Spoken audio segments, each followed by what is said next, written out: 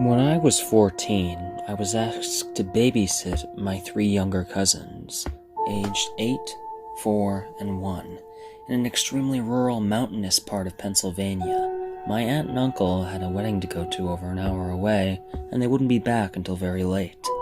Their house was situated on a steep mountainside. Their back deck had a 15-foot drop onto a rocky hill below leading to a river. Their closest neighbors were about half a mile away.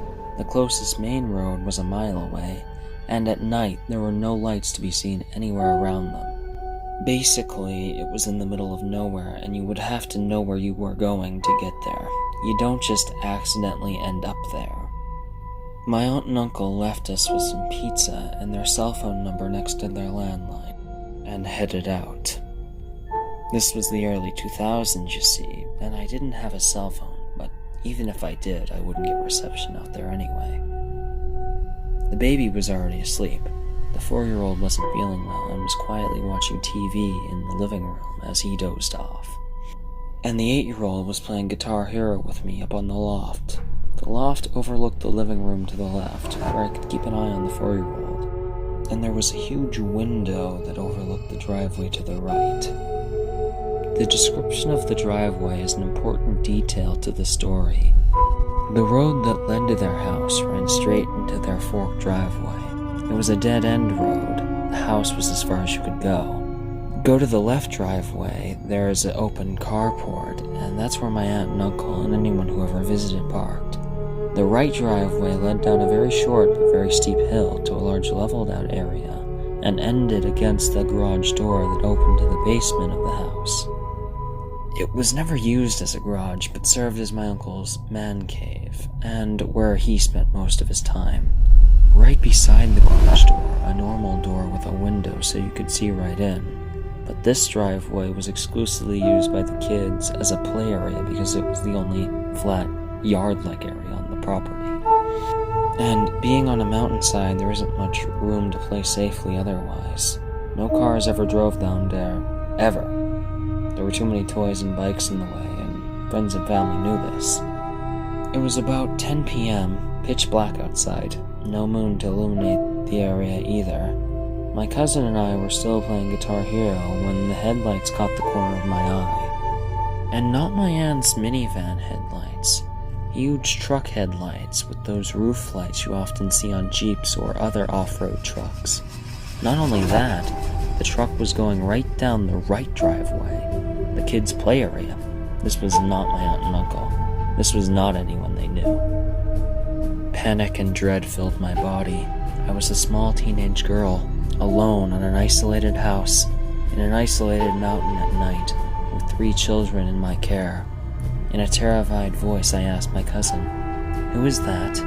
Jake, do you know whose truck that is?" And then he looked panicked. "No, I've never seen that truck before," he replied. I quickly ushered him downstairs, still unsure what to do, but the 2 little ones were sleeping down there and I wanted to make sure they were still alright. I checked on the baby, then grabbed the phone to call 911, and then I started to hear the metal garage door being shaken violently. No one ever opened that garage door. More panic fills me. I hear them try the door beside it, the metal doorknob jiggling. No one was actually knocking. It's not like they were checking to see if my uncle was down there. Plus, the lights were out. It was dark down there. They knew no one was down there. They were definitely breaking in. The door leading to the basement steps was right next to the phone, so I could clearly hear all of this going on. I quickly turned the little lock on the doorknob just in case they did make it into the basement. My heart was practically jumping out of my chest. I'm talking to the 911 dispatcher as my 8-year-old cousin clings to my arm. The operator is calling, trying to calm me, but I knew it would at least be 30 minutes until a police officer could get up here, assuming they didn't get totally lost on the mountainside in the pitch dark. I just kept thinking, we are screwed. We are dead. This is how I die. The operator asked for the number my aunt and uncle left me so she could have another dispatcher call them to let them know the situation. I turned around to grab the paper with the number on it, and to my absolute horror, I see a man peering in the large sliding glass door.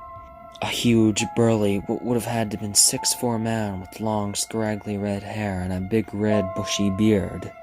And what made it worse, he was grinning at me, grinning in a way that still scares me to this day. Meanwhile, I had to have looked like a terrified deer in the headlights. I was shaking so hard I could barely hold the phone. There was a second man behind him I couldn't see as well. I have no idea what he looked like. He was equally as tall, though, but a bit more lanky than the larger man at the sliding glass door. I screamed, "Oh God, they're here!" And before the 911 operator can say anything, my 8-year-old cousin goes, "Mr. Jim?" His voice was very confused. It wasn't like my cousin was happy or even relieved to see him. I asked, "You know who that is?" But before my cousin can answer, I turn my attention to the man in the door. "I'm on the phone with the police," I shouted. I'm grateful he did not try that door, because I don't think it was locked. The man stared at me hard for a moment, eyebrows furrowed, like deciding what he wanted to do next. But he then just backed away into the darkness. It seemed like an eternity later. I saw the truck lights back out of the driveway and then back down the road until they had disappeared. I was still scared shitless, and so was my cousin. He had only met this guy a few times, an acquaintance of his dad. It wasn't like it was a close family friend, and obviously because again, he went down the wrong driveway. Visitors never go down that way. The 911 operator asked for a description of the man, and then told me they'd gotten in touch with my aunt and uncle and they were on their way home. She stayed on the phone with me until a police officer showed up a bit later to make sure the men were gone. And then they stayed with us until my aunt and uncle got home so they could ask them some questions. My uncle was furious, not at me for calling them home earlier, but at this Mr. Jim guy.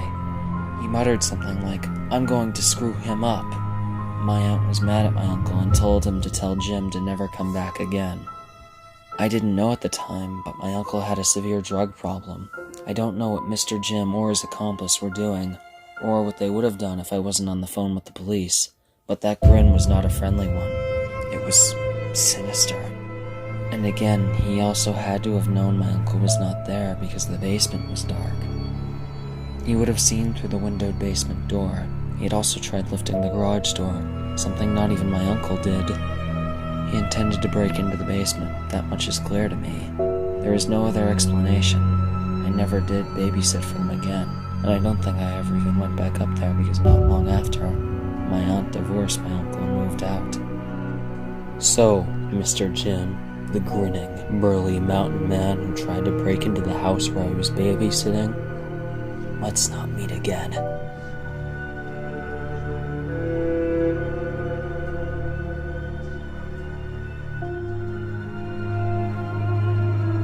So I've been living alone in a foreign country for the last year already. The last months I've been taking a ferry to move because the metro is usually crowded, stressful, and in COVID times, you just said no for me. So ferry is always the best option. At least this was my thought until this week.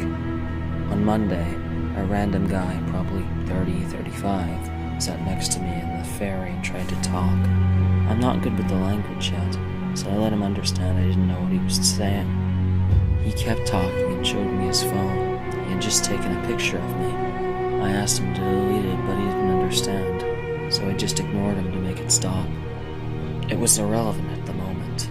On Tuesday, I noticed this guy was in the ferry again, but this time he greeted me and called me by my name, which of course surprised me because I didn't know him. He sat next to me and kept talking non-stop.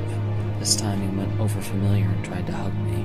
For my luck, a woman noticed it and sat between him and me, pretending to be my friend. On Wednesday, I used the metro instead of the ferry, so it was normal.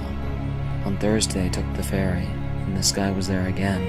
This time he sat far away. When the ferry reached the other side, I noticed the guy was following me, so I changed route and went to a bus stop, which was just next to the ferry port. As it was late at night, there wasn't so much people around. I was scared, so I sat in the bus stop, and there was a couple people waiting there, so it felt safe. But the stalker came and sat next to me, and suddenly he held my arm by saying, "Come, come, come," and trying to take me with him. At this moment, I just held his arm tight and asked help. The couple next to me called police, and I did the report. I mentioned that on Monday he was taking pictures of me, and that he might be doing the same with other girls.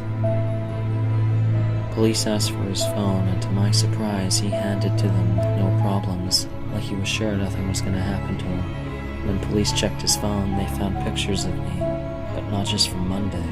This guy has been taking pictures of me for months. Not just in the ferry, but also in the parking site, even outside my home. Besides my pictures, they found pics of a different girl, which I believe he had been following for months as well. The worst thing about the whole situation is that I filed the report to the police, but they couldn't do anything because the guy hasn't hurt me. So right now I'm looking for a new place to move. Anyway, be careful, y'all, because these creeps can be anywhere.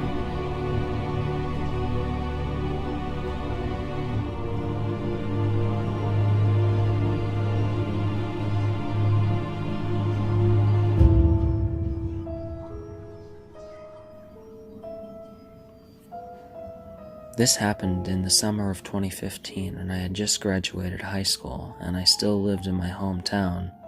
I was out with some friends, and it was getting really late, like around 1 a.m., so I decided to head home. I stopped by a drugstore close to my house that was 24/7 to pick up some aspirin and snacks. The one I went to was in the same parking lot as a supermarket, which is important. I parked my car close to the store, and it was empty. There were no more than 2 other cars in this giant parking lot, and I was nowhere near them. I head in and grab what I came to get quickly because I had this overwhelming feeling of dread the whole time. I felt like someone was watching me, but I couldn't see anyone else there besides me and the cashier. Then after I got everything I intended to buy, I stalled checking out and went aisle to aisle, looking at random things because I thought whoever was out there would leave if I took too long. Really, the whole time I thought I was being paranoid because I wasn't used to going out late. You see, I had strict parents growing up. After 20 minutes of that, I pay and leave the store. I get to the door and literally bolt to my car, pepper spray in hand, and lock myself in. I turn my head to check the back seat, and right before I could breathe a sigh of relief because no one was there, someone tapped my window. I looked around before I left the store near the entrance and no one was around my car, so how did I not see a person there? This is where I really freaked out. I don't know if this person was Ted Bundy inspired or what, but this was odd. He was a very handsome, blonde man with slightly long hair and a cast on his arm. Now my first instinct was to drive off, but he was leaning on the front hooded part of my car and I didn't want to hurt him, so I rolled my window down just an inch so he could speak and maybe back up just a bit so I could drive off without hitting him, but nope, he stayed glued on my car. He then asked me if I could help him with directions and look up an address for him. I said, I really need to go, sir. Maybe ask in the drugstore, they can help. I already went in the supermarket and they couldn't help. That place closed at 8, and there was no way this guy had been lurking around for 5 hours waiting for some random girl's help. He then went on about feeling really tired and if I could just give him some water or food that I bought since he had no money. I told him okay and began to reach to my passenger side to grab the chips I got and began to roll the window down slightly. And like I expected, he moved closer to my window, but he was now off the car, so I just hit the gas. He chased my car and I heard a scraping sound on the side as I pulled away. I didn't drive directly home in case I was followed. I drove down the highway for an hour because I was just so distraught over what happened. I finally got home and my entire side of my car had been scrapped from the door to almost the trunk. I'm really sure I used a knife or some sharp object because it was a really rough scrap. I reported the incident, but they never found him or any similar incidents in my town. He was watching me the whole time, maybe from the windows of the store, because how else would he have known I bought food?